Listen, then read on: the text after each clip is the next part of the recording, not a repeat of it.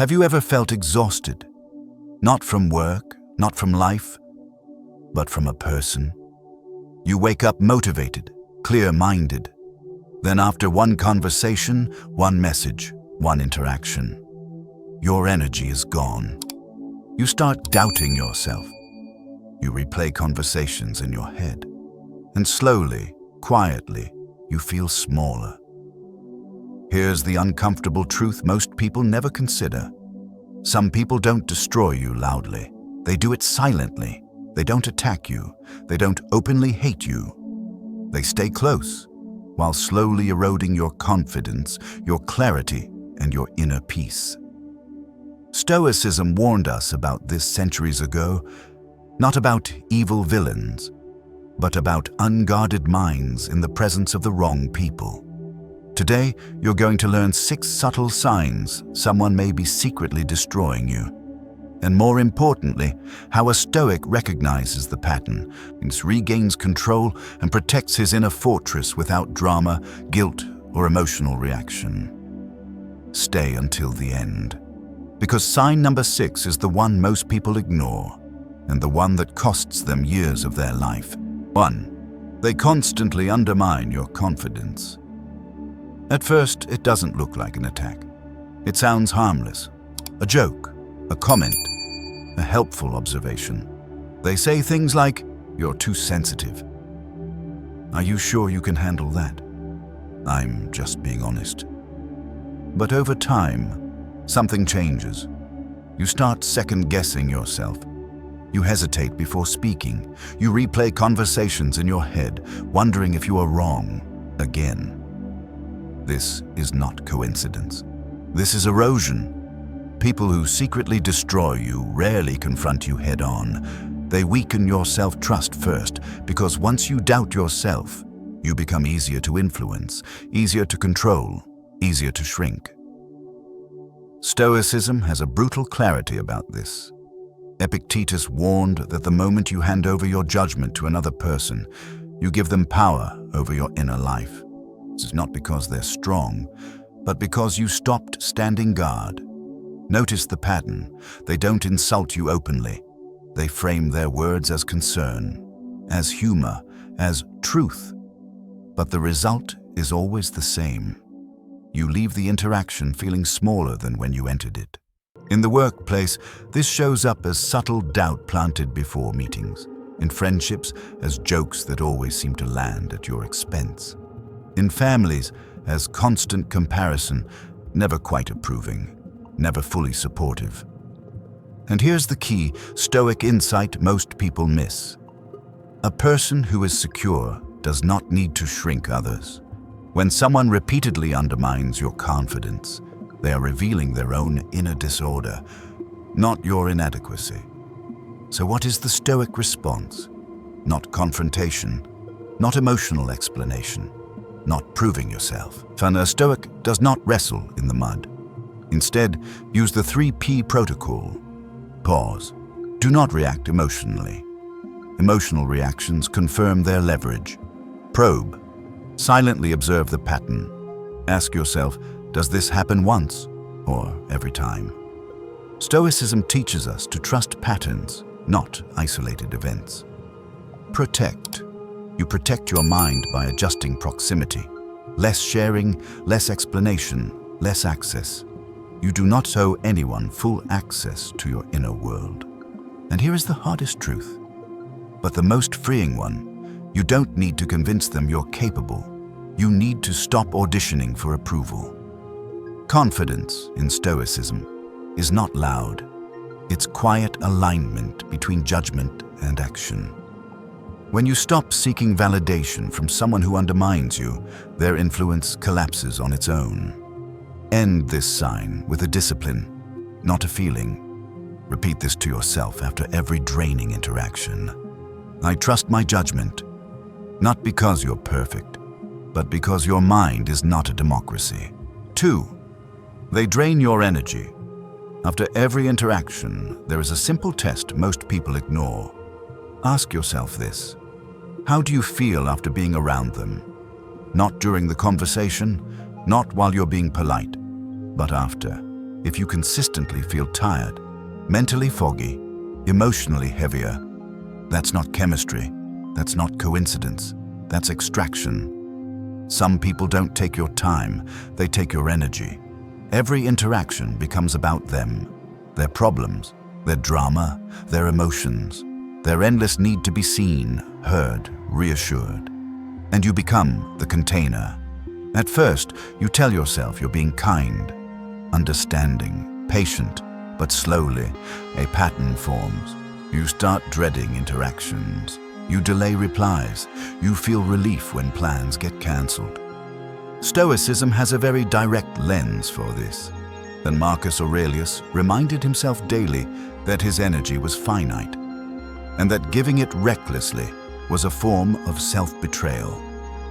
Not everyone deserves access to your attention, and no one deserves unlimited access to your emotional reserves.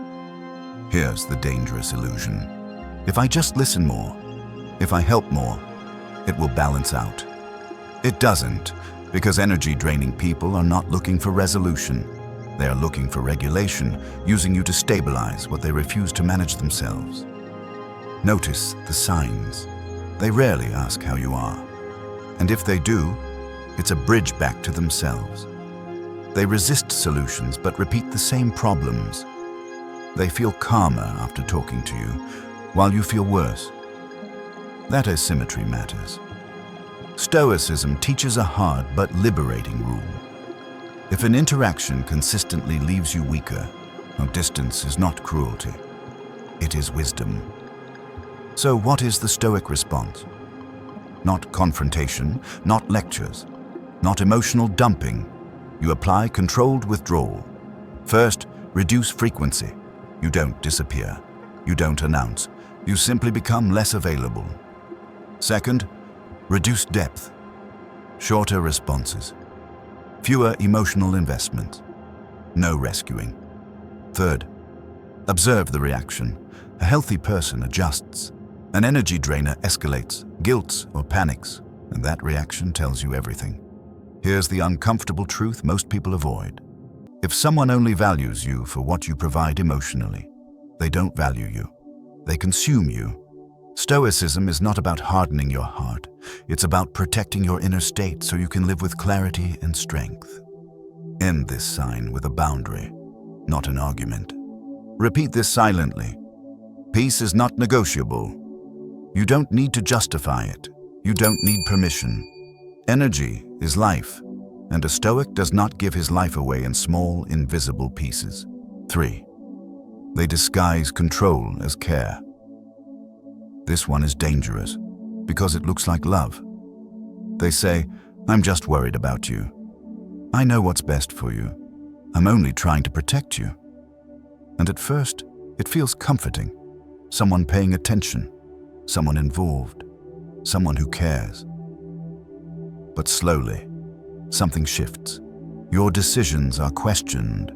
Your independence is corrected. Your instincts are overridden. And without realizing it, you start asking for permission where none is required. This is control, wearing the mask of concern. Stoicism draws a sharp line here. Seneca warned that the most dangerous chains are the ones we mistake for protection. Because when control pretends to be care, we surrender our autonomy willingly. Notice the pattern. They insert themselves into your choices, and they discourage paths that don't align with their comfort. They frame disagreement as irresponsibility, and when you resist, they escalate emotionally. Guilt, disappointment, silent pressure. Here's the key distinction a Stoic never forgets. Care respects your freedom. Control requires your compliance. Someone who truly cares may advise, but they allow you to decide. Someone who seeks control needs you dependent, uncertain, and hesitant without them. This shows up everywhere. In families. After all we've done for you. In relationships. I wouldn't do that if I were you. In friendships, you're changing, and not in a good way. And here's the Stoic truth most people struggle to accept. Your life does not need to make sense to anyone else. So what is the correct response? Not rebellion, not argument, not emotional defense. And the Stoic uses clean boundaries. Short, calm, non-negotiable. I've decided. This works for me. I'm comfortable with the risk. No over-explaining, no justification, because every explanation is an invitation for negotiation, and control thrives on negotiation. Then comes the final test. When you assert autonomy, watch closely. A healthy person adjusts. A controlling person reacts with fear, anger, or guilt. That reaction reveals the truth they were hiding. Stoicism teaches that self-rule is the foundation of dignity. Without it, peace is impossible. End this sign with clarity, not emotion. Repeat this silently. Care respects freedom. You are allowed to choose your path, even if others are uncomfortable with it, especially then. 4. They twist reality and make you doubt yourself. This one doesn't attack your confidence, it attacks your perception of reality. At first, it's subtle. You remember a conversation clearly, sir, but they say, "That's not what I said." You recall how something made you feel, but they respond, "You're exaggerating." You point out a pattern, and they reply, "You're imagining things." Slowly, something dangerous begins to happen. You stop trusting your memory. You start double-checking your feelings. You ask others to confirm what you already know. This is not misunderstanding. This is reality distortion. Stoicism addresses this with brutal precision. Marcus Aurelius wrote that when your inner judgment becomes unstable, external chaos doesn't need to defeat you. You collapse from within. Because once you doubt your own perception, and anyone can rewrite your world. Notice the pattern. They deny previous statements. They minimize harm while maximizing your reaction. They shift the focus from what happened to what's wrong with you. And the more calmly you speak, the more they question your sanity. Here's the key Stoic rule. A person who consistently invalidates your reality is not confused.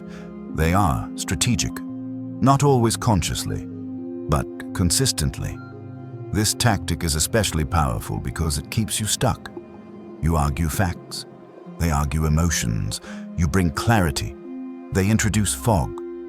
And eventually, you feel exhausted just trying to stay grounded. So what does a Stoic do? First, they stop debating reality. Stoicism teaches us that truth does not need agreement to exist. If something happened, it happened, regardless of whether someone admits it. Second, they document patterns internally, not to prove anything, not to win arguments, but to anchor their own judgment. When confusion appears repeatedly with the same person, clarity comes from distance, not dialogue. Third, they disengage emotionally. No raised voice, no defensive explanations. No need to be understood, because here's the hard truth. You cannot reason someone out of a distortion they benefit from, and the moment you stop trying, their power weakens. Stoicism is not about paranoia. It's about precision. If you leave interactions feeling disoriented, second-guessing your own mind, replaying events to check if you're wrong, that is your signal.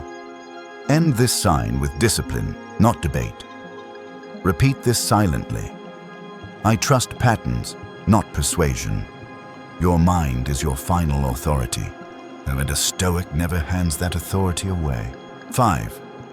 They quietly enjoy your setbacks. This sign rarely looks hostile. In fact, it often hides behind silence. When something good happens to you, they're distracted, neutral, brief. But when something goes wrong, they lean in, they ask questions, they listen closely. Sometimes they even seem energized. Not openly happy, not obviously pleased, just a little too comfortable with your struggle. Stoicism tells us to pay attention to this contrast. Seneca warned that envy does not always shout. Sometimes it smiles politely while waiting for your fall.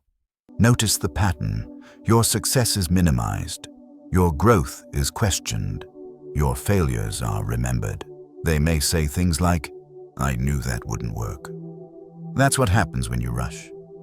Maybe you aim too high, not cruel enough to confront, not supportive enough to trust. And here's the Stoic truth most people resist. People who benefit from your weakness are threatened by your strength. Your progress disrupts the role they assigned you. The listener, the helper, the one who stays small. So instead of encouraging your rise, they normalize your fall. This shows up everywhere, in friendships that stagnate when you evolve, in family dynamics that reward obedience over growth, in workplaces where insecurity punishes competence. And here's the dangerous part. You may start shrinking yourself to keep the peace, sharing less, dreaming smaller, celebrating quietly. That is how destruction becomes voluntary. Stoicism draws a hard line here. You're not obligated to expose your progress to people who secretly resent it. Privacy is not deception. It is self-respect. So what is the Stoic response?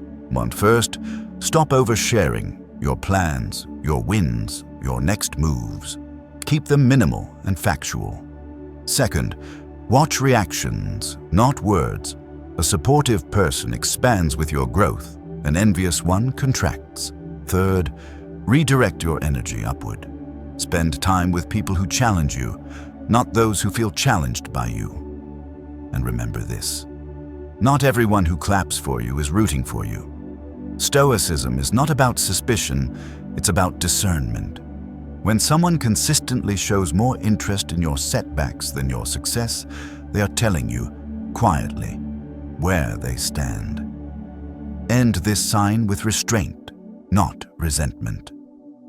Repeat this silently. My growth is private.